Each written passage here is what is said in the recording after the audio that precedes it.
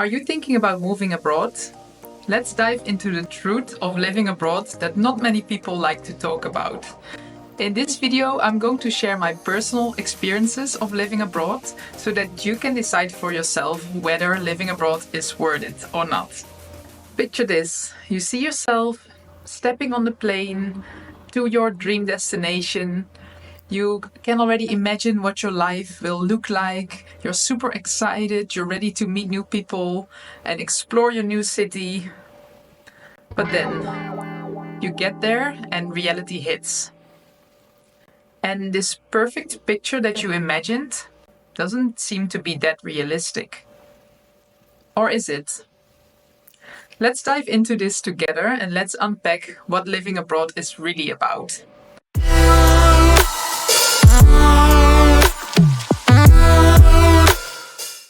Hi, I'm Veerle, but you can call me V. And in this video, I'm going to unpack the truth about living abroad and why it's often harder than it seems. I will draw from my own personal experiences of traveling to over 30 countries and living in 4 different countries: in the Netherlands, Cambodia, Spain, and Australia. I've also worked with many people over the past years who are moving or living abroad, and I will share about their challenges as well. It's super helpful when you are aware of the different stages that happen or that you go through when you live abroad.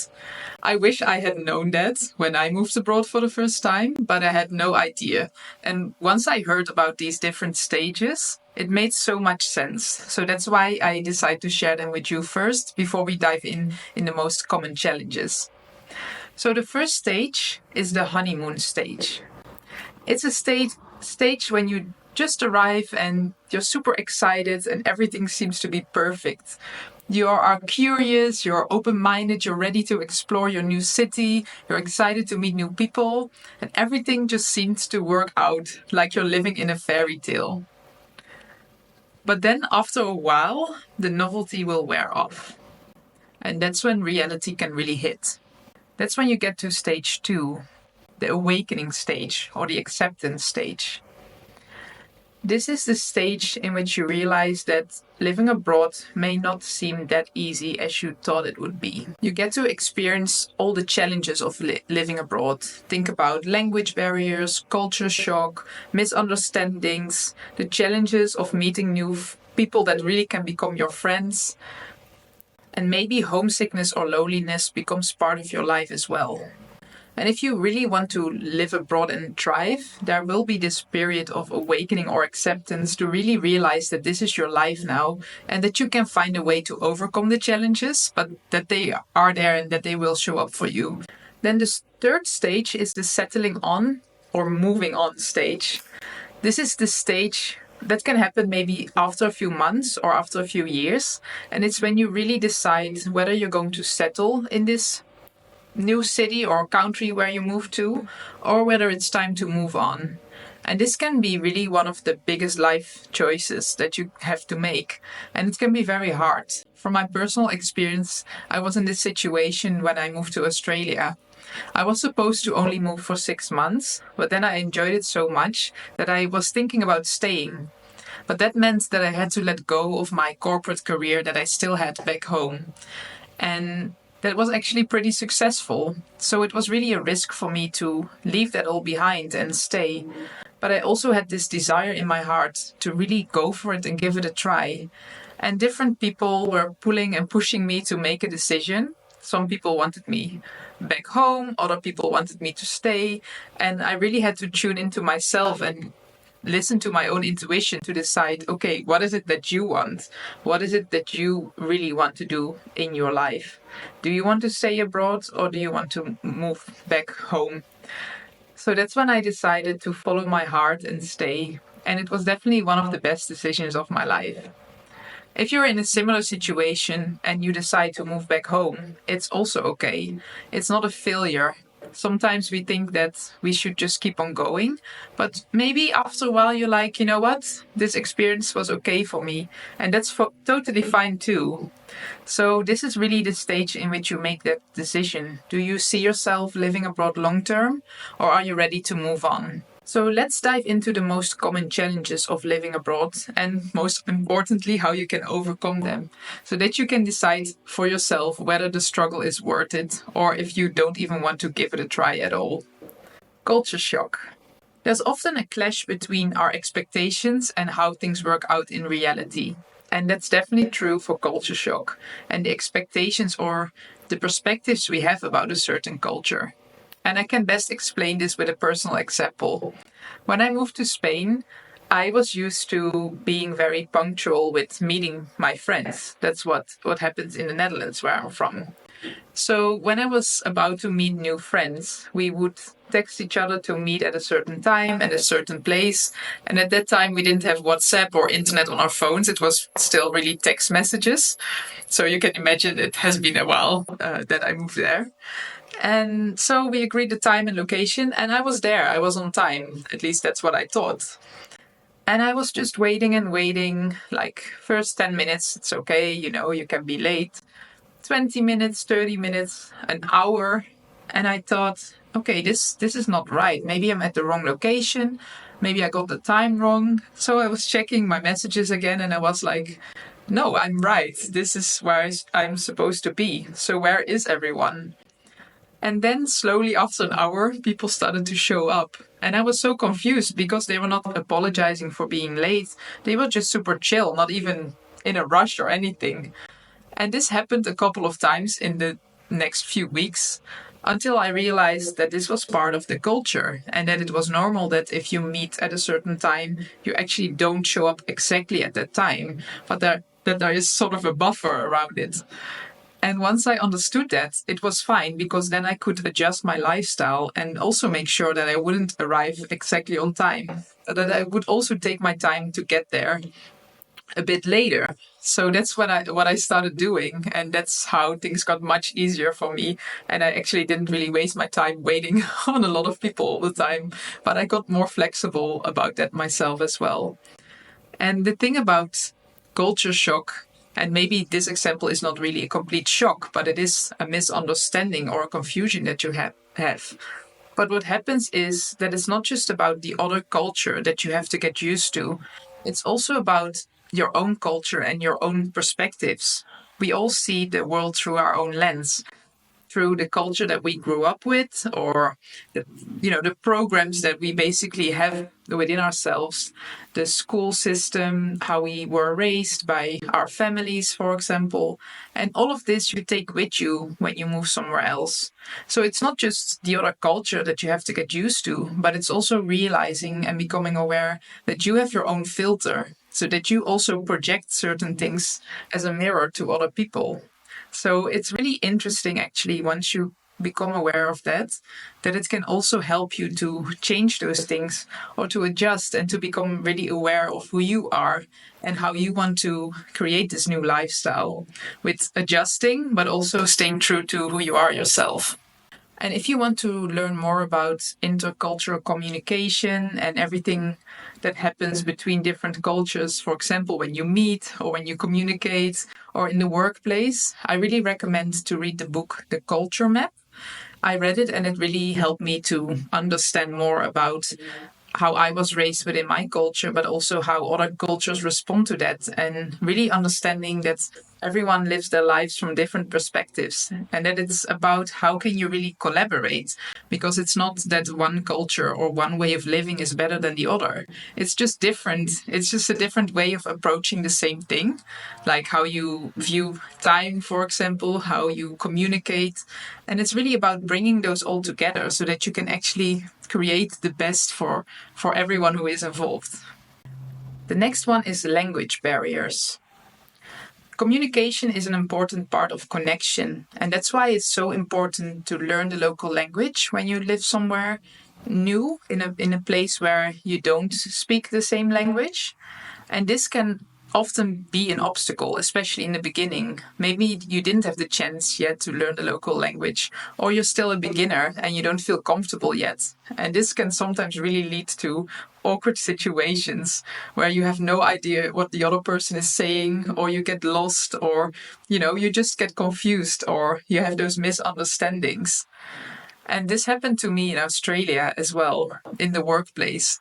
I thought that my English was already very good. I had been working and studying in English for quite some years before I moved to Australia.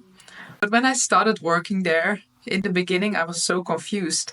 I wasn't used to the Australian accent and I wasn't used to some of the words.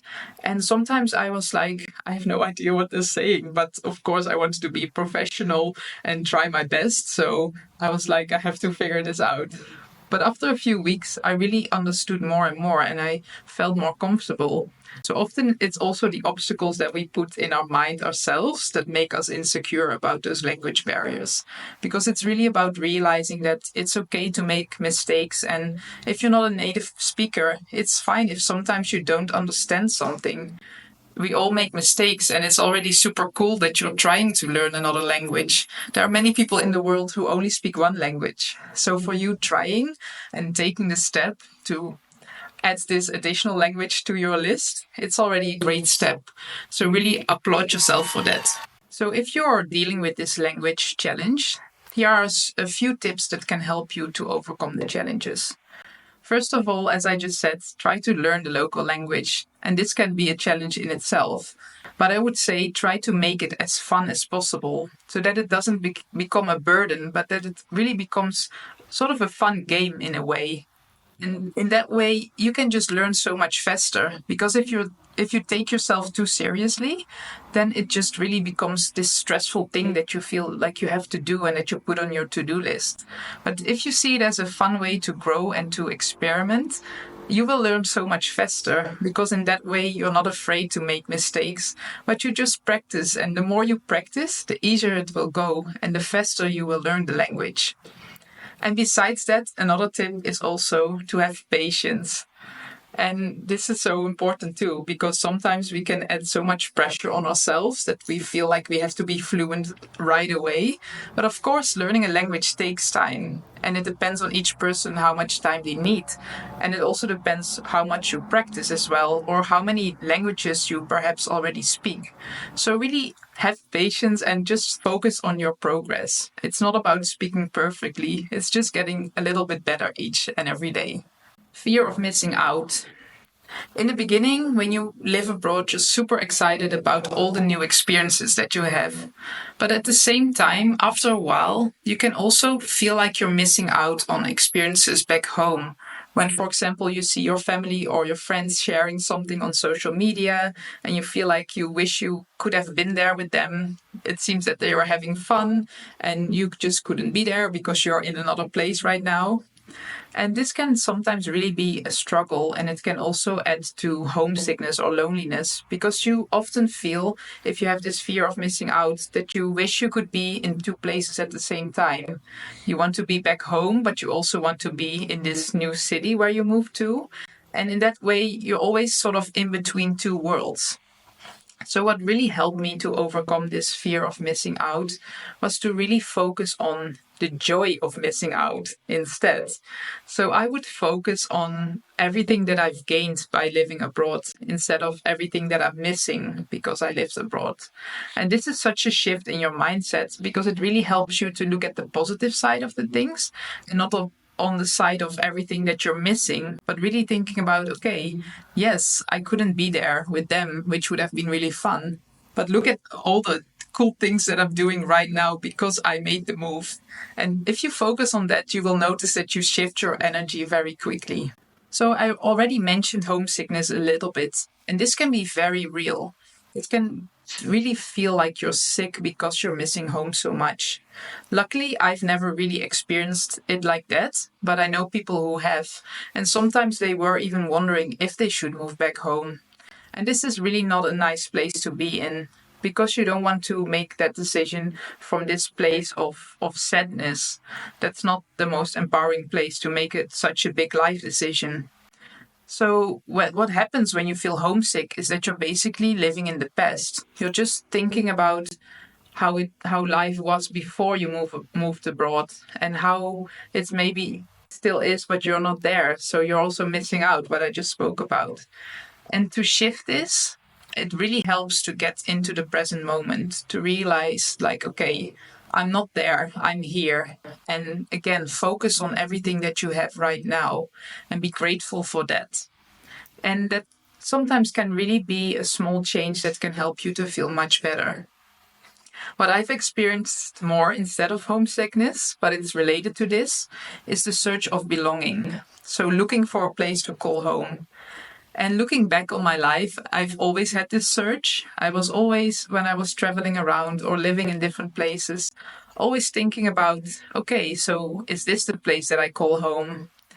And even when I moved back home to my home country, the Netherlands, after living in Australia for 3 years, I still didn't feel at home. It was still a weird adjustment process. And I wondered, is there a place in the world that I can really feel at home? And when you feel, or when you are in that stage, you're sort of focused on the future more.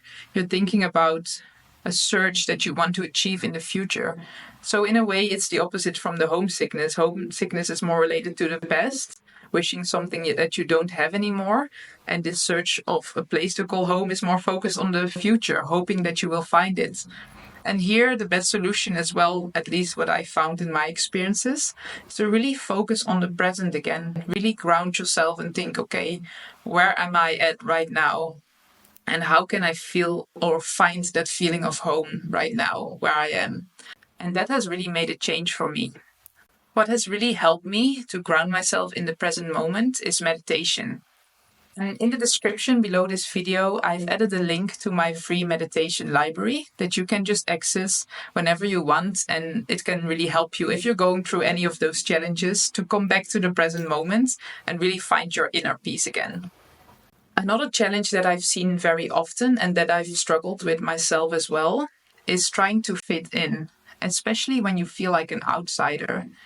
And I think there's this fine balance between trying to be your most authentic self, but also trying to fit in and feel like you belong. Because belonging is also a part of being part of this community. And especially when you live abroad, you're building a new community, you're making new friends, and you might be trying to fit in even harder than before. And this sometimes can really be a challenge because you can really start to doubt yourself and wonder, okay, who am I and who do I want to be? And you want to be your most authentic self, but you also want to be accepted by other people. And it's really about, okay, how can I really be myself, but also connect with other people? And that sometimes can really be a struggle, especially if there are other cultures or other languages involved and you're somewhere completely new. In my experience, I also really started to doubt myself sometimes. And I really had to ask myself, okay, who am I in the core? And what are my values? And what is important to me in a friendship with other people? What am I actually looking for?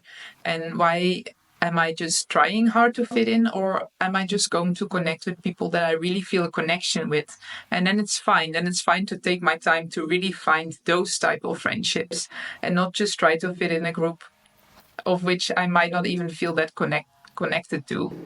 So part of this is also really about your self-acceptance and self-awareness and really being okay with who you are. Because if you are connecting with other people from that place, they can feel that too. And then you can really create those beautiful new friendships and connections. But if you're trying to fit in and trying to pretend to be someone else, you basically just put a mask on. And in the long run, it will not make you feel happy because you have to keep on trying to be that person that you're not really not. And you just make things so much harder for yourself. So, after going through all those stages of living abroad and the most common challenges, the question is still, is it really worth it or not? Or should you just stay home and make it so much easier for yourself than go through all of this trouble? I guess you already kind of know the answer, but yes, living abroad is really worth it. So let me share some benefits with you. So that can really motivate you to take that step. First of all, you become so much more independent. You learn so much new stuff and you literally try to build your life somewhere new. That requires a lot of courage and resilience. You also become so much more self-aware. I already shared a few of my examples of how I was struggling, but also trying to fit in, but also really becoming aware of who I am or who I wanted to become. And this living abroad situation really boosts those type of questions and really helps you with your self-growth and really asking yourself who you are. Also, it really helps you to step out of your comfort zone. And often it sounds so cliche to say step out of your comfort zone, but with living abroad, it's really true because you're completely out of your comfort zone. You're literally moving to a new place where you don't know anyone, you're all alone, and you have to figure out life again by yourself. So it's a huge leap out of your comfort zone. But you grow so much from that. And sometimes you don't realize it in the moment, but then when you look back, you just see how much you have changed in a positive way. Another great thing is that you develop your professional and personal skills. And especially if you also work on your career when you move abroad or when you develop new language skills, this can really boost your resume so much and it really helps you in your future. And besides that, it's also linked to the cultural awareness that you get. This will really help you as well, not just in your professional life, but also personally, to just have a better understanding of how other people live their lives and how you can all work together and connect. And really how you can expand your own horizons as well. And of course, relationships. The cool thing is that you can really build your global network and have friends from all around the world. I think that was one of the greatest things for me, to really step out of that familiar bubble that I had and just to connect with so many different types of people, different languages, people from different countries, and really connect with each other and learn from each other. And I think it's so cool because even when you move on later on, you will always have those connections and you never know where you will see each other again, or you have a nice destination to visit. So let's say in the worst case scenario, living abroad doesn't work out at all for you. You really don't like it. You've tried it. You tried to overcome those challenges, but you just don't feel like it's for you. That's no shame. It's completely fine. For me, it worked out great every time that I moved abroad. But I also know people who just decided after a while, okay, this is not for me. And there's no failure. Sometimes it can feel like a failure because you wanted things to work out. But it's not a failure if you decide that this is not for you, because you have grown so much because of this experience. And deciding that it's not for you is also a really great life decision because you know what you want for your next step in your life. And then living abroad is not part of it. And that's completely fine too. It's really about seeing those setbacks as valuable life lessons and really taking those lessons with you for the next steps in your life. It's super valuable and it's something no school can teach you. And often when we go through the challenge, we don't see the value of it, but then afterwards we can actually notice that. So, for example, if you have been thinking about moving abroad, but right now you feel stuck, you may be stuck in the 9 to 5 cubicle like I was before, and you're wondering, okay, I really would love to embark on this adventure and move abroad, but I don't even know where to start. First of all, I hope this video helped you to get some clarity on the common challenges, but also know that there are ways to overcome them so that you don't have to be afraid of those. But also imagine in a few months from now, you took this step and you look back on the life you have right now and you're like, wow, I took this step to move abroad. I really did it. I made it happen and I'm not in this situation anymore. Sounds good, right? How would that feel? Start with that as the first step to make this move abroad happen. Thank you so much for watching this video. If you found it helpful, you can like the video and subscribe to my channel. And if you have any questions or any comments about this, leave a comment underneath this video and I would love to connect more with you. See you next time, and in the meantime, keep on discovering.